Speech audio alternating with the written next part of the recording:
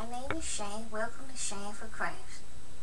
Now all these items in front of me, they all have something in common, which is they all are using color theory. And that's what today's show is going to be about.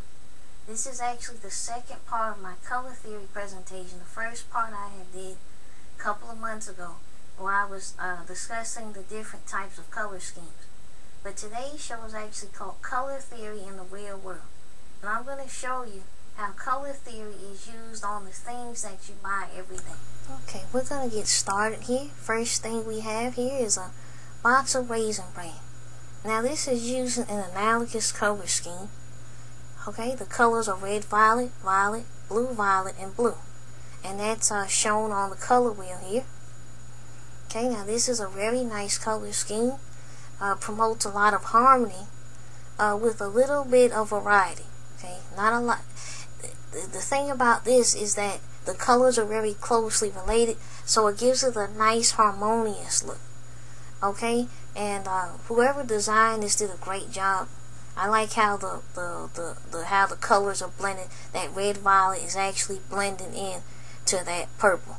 Very, very nice.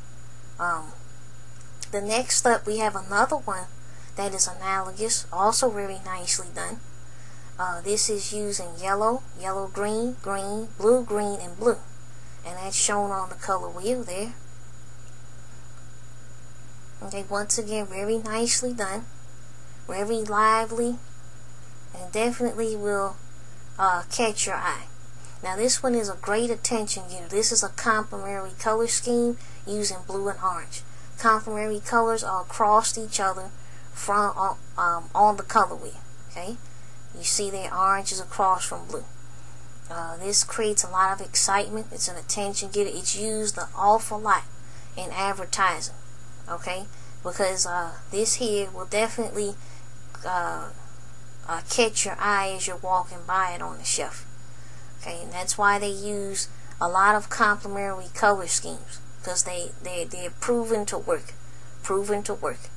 Now the next one up what we have is another complementary color scheme. It's actually the Krispy Kreme sign. That's red and green. Okay, and that red and green are opposite each other on the color wheel, as shown here. Okay, and that's another attention getter. I know it does catch my eye as I'm driving down the street. You know, along with the hot donut sign. Now this one here is complementary also. This is the Firefox logo. Okay, we have blue and orange here. Okay, now also, if you was to separate the world from the fox, you would notice we have an analogous color scheme going on the fox. You see how the head is orange, the back of the fox is red-orange, the tail is a mixture of yellow and yellow-orange. That's analogous. The earth, the water is blue-green, and the land is actually blue. You see that? So separately they're analogous. Put them together, they're complementary. Very nicely done. Very nicely done. Next thing we have here is a color square. This is very interesting to look at. This is made by with blue and orange, red, violet, and yellow, green. This is also called a double complementary color scheme because you're using two sets of colors that are opposite each other on the color wheel. Very nicely done. This is a very pretty color scheme. Very nice. And you don't see a whole lot of color squares. Well, the thing about color squares is that you have to get used to looking for them to see them. They are out there. It's just a matter of noticing them when you look at them. But they are there. They're not as common as the other ones though. This one here is actually a color rectangle.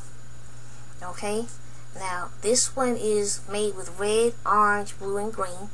And that's actually the Google search engine page. You see the color wheel here? This is a very nice color scheme. Now here they actually let the blue and the red be dominant, because there's 2 letters of blue, 2 letters of red. You have 1 letter of orange and 1 letter of green. It's very nicely done. Very nicely done. And it's actually, and it wasn't until I started studying color theory till I started to see all these color theories, you know, as I was looking around. Very interesting. Now the next one we have up is a color triad. Now this is the Burger King sign. This is red, yellow, and blue. Okay, now Burger King sign wasn't always like that. This is something they recently did. Now here's the color wheel showing that color scheme. Definitely creates harmony and unity, but it's also an attention getter. Definitely does catch your eye. Now we're going to talk about some less common color schemes. Okay, the first one up is monochromatic. This bottle here is using different shades of pink, which is what the monochromatic scheme is. This one here is my attempt at split complementary color scheme. Okay, here I was using red, violet, green, and yellow. However, I still ended up using the yellow, green in the middle, so it's not entirely split complementary. It's not used very often in advertising. It's kind of a hard one to work with. But I did try. That was my attempt. It wasn't completely technically split complementary, but that was my attempt at it. Okay, now I just want to say color theory is used everywhere. If you look around, you'll notice it everywhere.